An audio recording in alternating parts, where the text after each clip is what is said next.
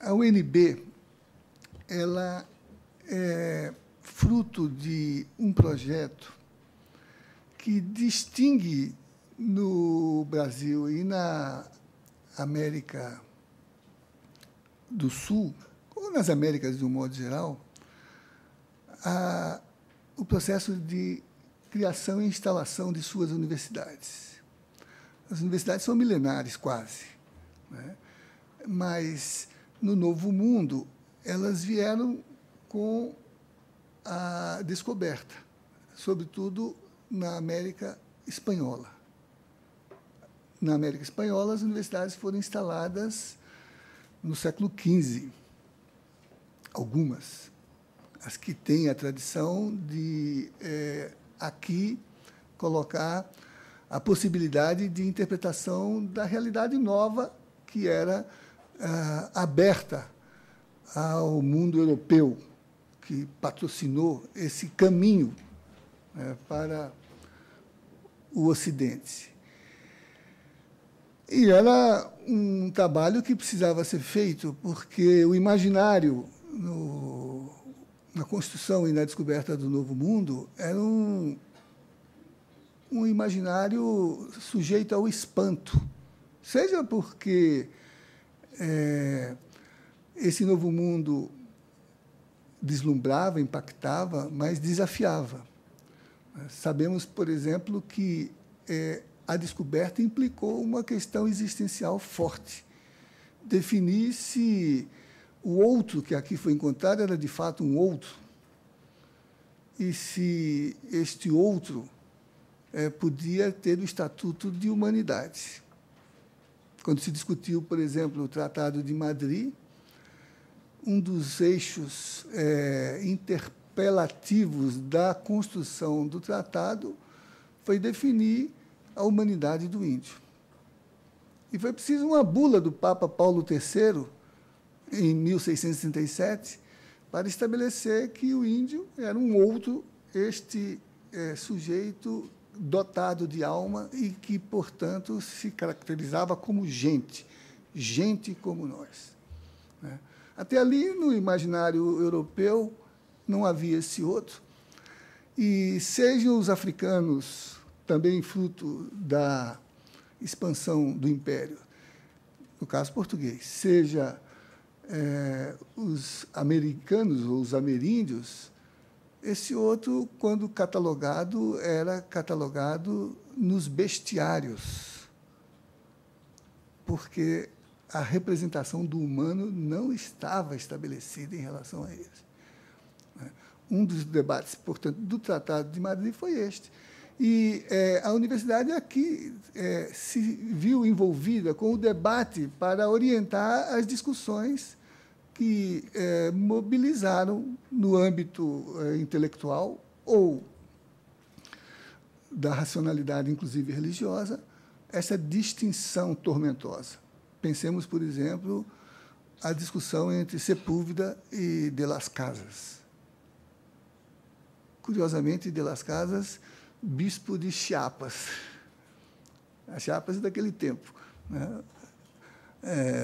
Que depois seria Chiapas do comandante Marcos, né? Que aí já sim, portando a condição de representação de um povo que grita por libertação, né? Assumiu a representação do seu comandante, o povo, né? O povo já encarnado com identidade e com subjetividade transformadora. Então, na América Espanhola, as universidades estiveram presentes para participar desse debate, mas no nosso modelo colonial elas não foram favorecidas. E, de fato, atravessamos todo o período colonial sem que a universidade aqui tivesse sido construída. No Brasil, a universidade é tão retardatária que ela é fruto do século XX. É claro que tivemos tentativas, os jesuítas fizeram tentativas de instalar aqui a universidade, mas Pombal havia expulsado os jesuítas do Brasil. Os Inconfidentes tinham um projeto de universidade, claro, pensar um país em criação, pressupunha representá-lo intelectualmente, no imaginário interpretativo. Ela se frustrou, como a Inconfidência se frustrou. A Independência trouxe no seu bojo a proposta da universidade, a Constituinte de 23 tinha essa proposta, mas nos debates houve frustração e a proposta da universidade refluiu para o seu máximo potencial na conjuntura política, e o que resultou da Assembleia, depois de dissolvida a Constituinte, da Assembleia Nacional, foi a criação dos primeiros cursos jurídicos no país, em 1827.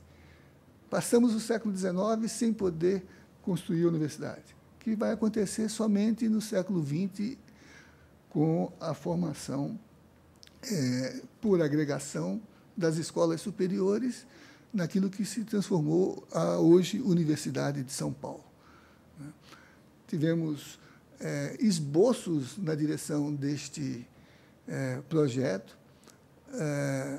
O manifesto dos pioneiros da educação nova abriu-se a perspectiva de inserir uma ideia de educação universalizada, pública, laica, que, abrangendo todos os campos, pudesse também traduzir uma proposta de universidade. O manifesto está completando 80 anos este ano, né? E ali o embrião daquilo que depois seria o projeto da Universidade de Brasília começou a se desenhar. Um dos subscritores do manifesto é Anísio Teixeira, né? Que foi reitor da UNB e que se inscreve no coletivo dos grandes educadores do país em todas as dimensões, graduação, pós-graduação, é um dos que representa a ideia da criação da pós-graduação no Brasil, a questão da escola fundamental como escola base de tempo integral, a escola classe que ele implantou na Bahia, no Rio de Janeiro, em Brasília, quando Brasília foi fundada, com a ideia, né, desse modelo que agora começa a ser transformado em horizonte de política pública quando se examina programas de governo, de candidatos, de projetos para a transformação da educação brasileira. Também outro fundador da universidade, que caminhou na mediação da institucionalização do seu projeto, Hermes Lima, né, que foi primeiro-ministro, ministro do Supremo Tribunal Federal, foi o autor da primeira aula pública dada na UNB, subscritor de manifesto. Havia poetas também. Cecília Meirelles assinou o manifesto. Então, o projeto da UNB é o primeiro que se formula com uma representação já construída no a priori da sua formulação. Não foi junção de escolas, agregação de institutos, mas foi uma concepção adestrada na construção dessas etapas anteriores, né, e que teve num jovem educador, antropólogo, escritor, político, Darcy Ribeiro, mas que foi concebida para ser completa no sentido desenhado, sobretudo por Darcy Ribeiro, completa porque teria todos os cursos, completa porque seria plena no sentido da sua instalação, na sua territorialidade, né? Completa porque abriria o espaço para o diálogo entre todos os saberes, né? Completa como vocação. Darcy sinalizou assim: a vocação da UNB é ser uma universidade completa. Hoje, quando, por exemplo, nós nos tornamos multicamp, eu penso que a gente está cumprindo essa vocação. Não estava desenhada ali, mas estava inscrita naquela proposição. E ela nasceu assim, né, fruto deste imaginário de descobrir mundos, de avançar para o desconhecido, de confrontar os chamados territórios de dragões. Os antigos cartógrafos, quando faziam seus mapas, e esses não eram ainda definidos pela experiência dos desbravadores, desenhavam dragões, como Adamastor. Aquele lugar a partir do qual o ignoto nos espreitava. Era preciso ousadia, como Colombo, para afrontar aquilo que não era conhecido e descobrir o novo, que não estava lá, né? Desafiando, inclusive, o saber do tempo, como o de Salamanca, por exemplo, né? Que não era algo feito deslocadamente, não é um aventureirismo. Quem visita o Museu das Descobertas em Palos de la Fronteira e vê ali o acervo de Colombo à margem do monastério de La Rábida, vai ver os livros que Colombo lia, os livros que ele lia, né? Então, ele tinha a dimensão da experiência, o saber de experiências feitas, né? Um outro poeta diria isso, né? Mas não era um imaginário destituído de racionalidade confrontada. Então, estava lá o que ele lia, Aristóteles, Avicennas, Averroes. Ele lia o que as culturas do tempo ofereciam, no diálogo entre elas, né?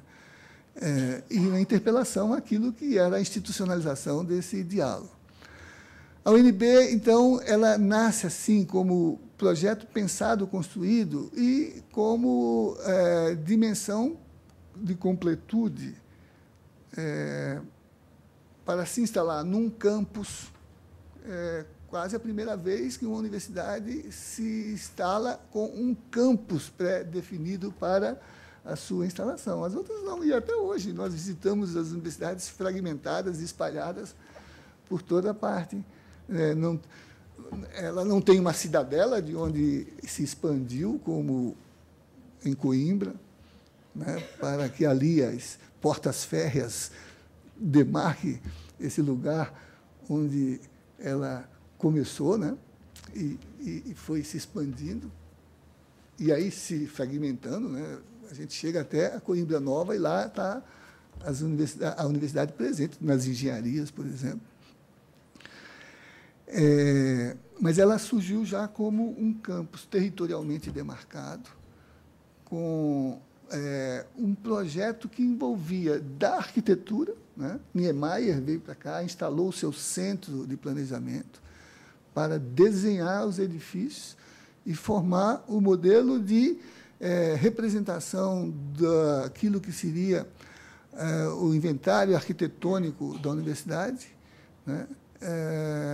Com a contribuição da escola de arquitetura que a UNB formasse para poder edificar esse campus. Os edifícios são assinados hoje ainda, né?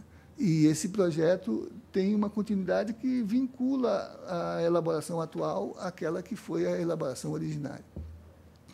Então, ela nasce como um campus, nasce como uma planta epistemológica já bem constituída, tanto em termos funcionais, uma mudança do modelo de estruturação de currículos, mas levando em conta uma expectativa de aqui se instalar um projeto experimental.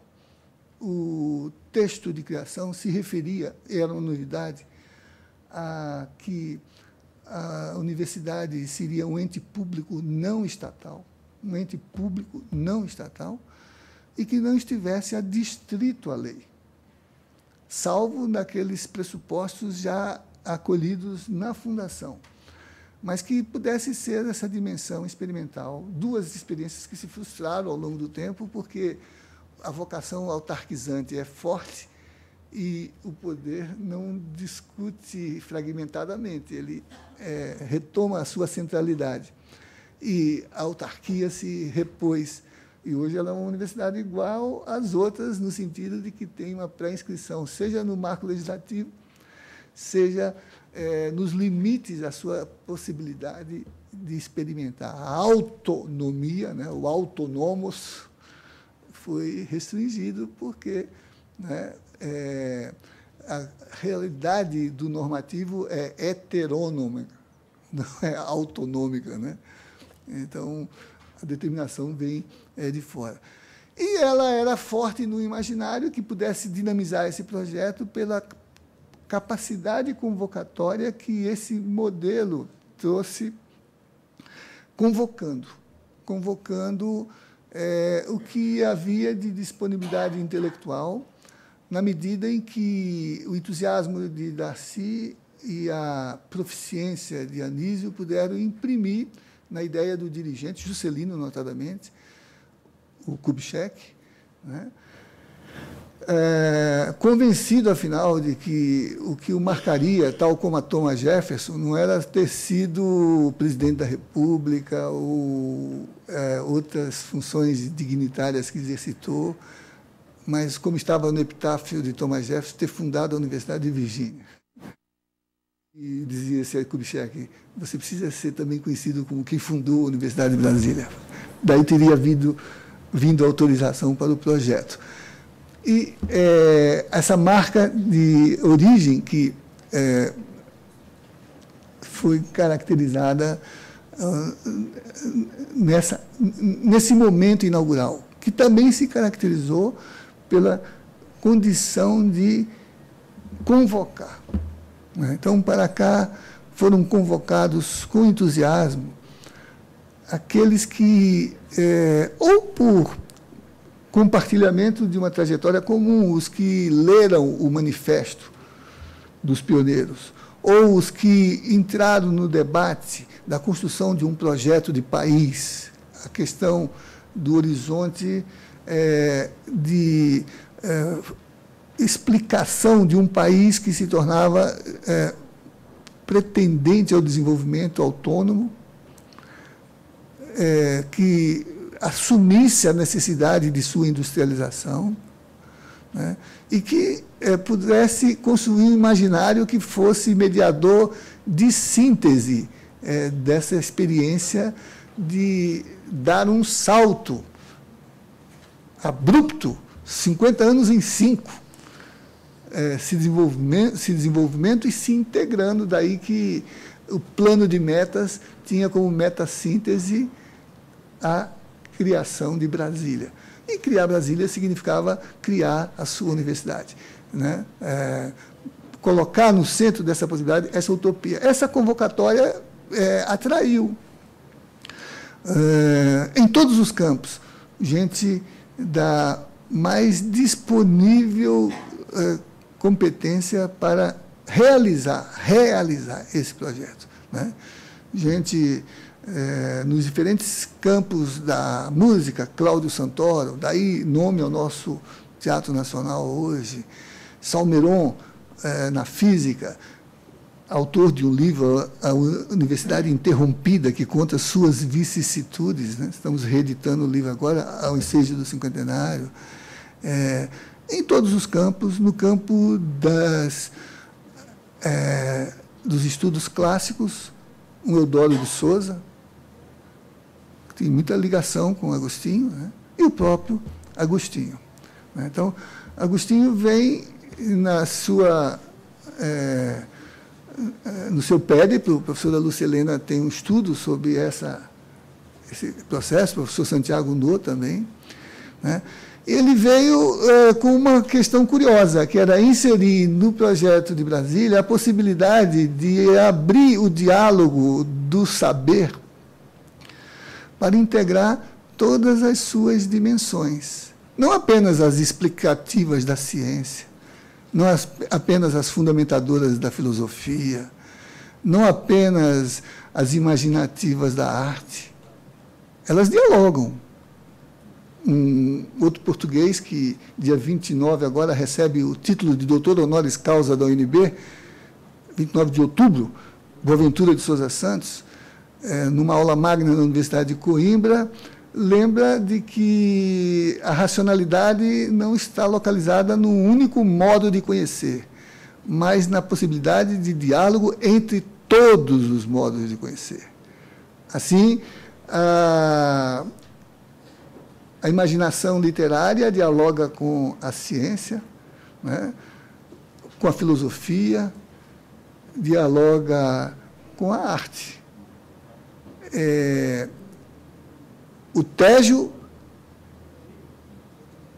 é mais bonito que o rio que corre pela minha aldeia. Mas o tédio não é mais bonito do que o rio que corre pela minha aldeia, porque o tédio não é o rio que corre pela minha aldeia. Né? O poeta intui e mostra. O filósofo precisa, como Hegel, de 600 páginas de lógica para explicar a contradição. Né?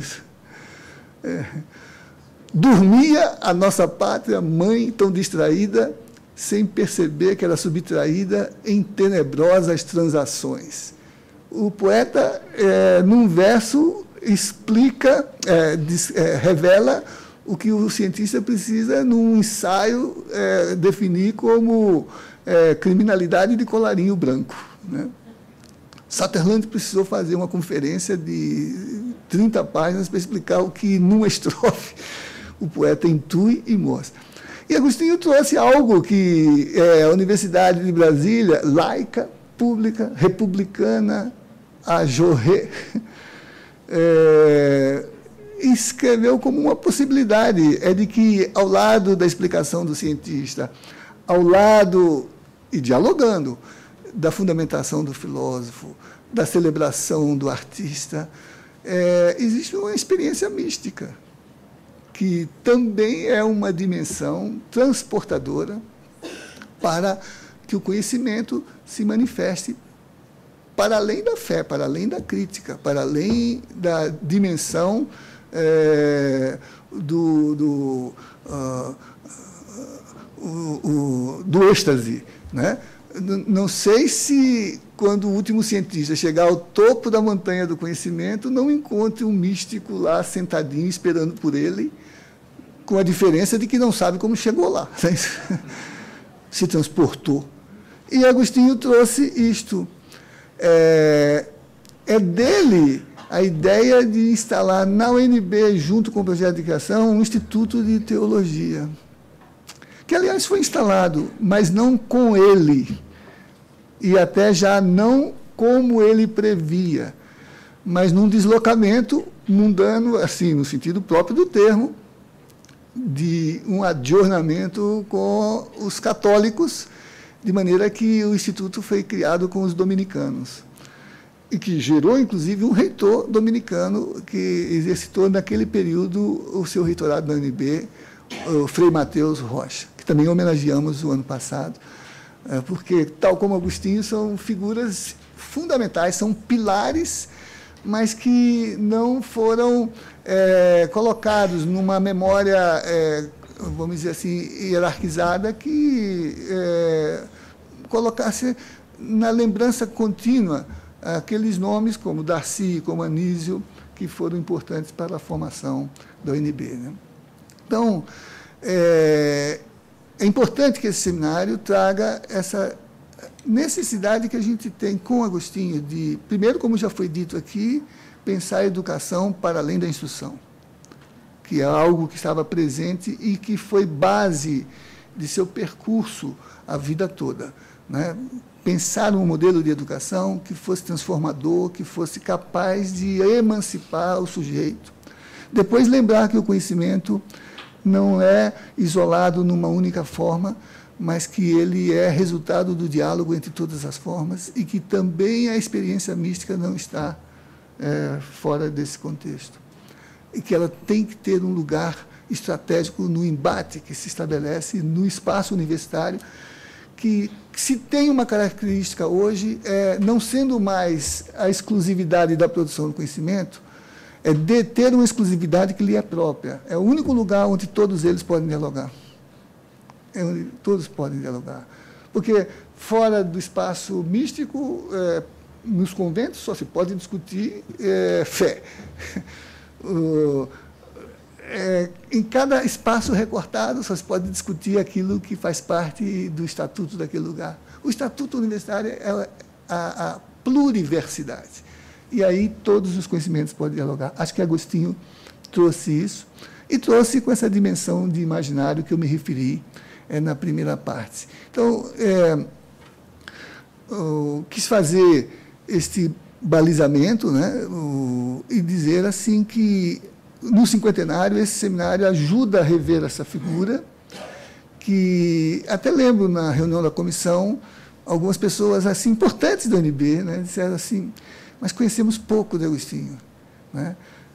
Deveríamos conhecer mais. No depoimento que ele prestou à CPI da Universidade de Brasília, após a crise de 68, já na militarização do sistema universitário e da UNB, ele lembrou esse fundamento da educação como educação emancipatória, né? E lembrou a necessidade desse diálogo que é possível entre fé e razão, mas isso é lido de um modo religioso, mas como epistemologicamente pode ser lido no diálogo entre as formas de conhecer. A experiência mística é uma forma de conhecer, né? E acho que isso é uma lição que Agostinho nos deixou, para além de um legado que, junto com Eudoro, né, está hoje presente no que nós guardamos como memória do Centro de Estudos Portugueses, do Centro de Estudos Clássicos.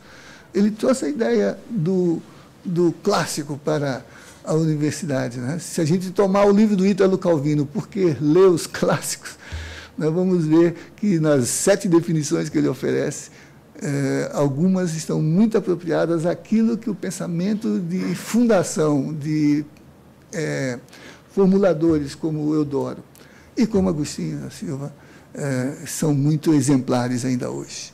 Então,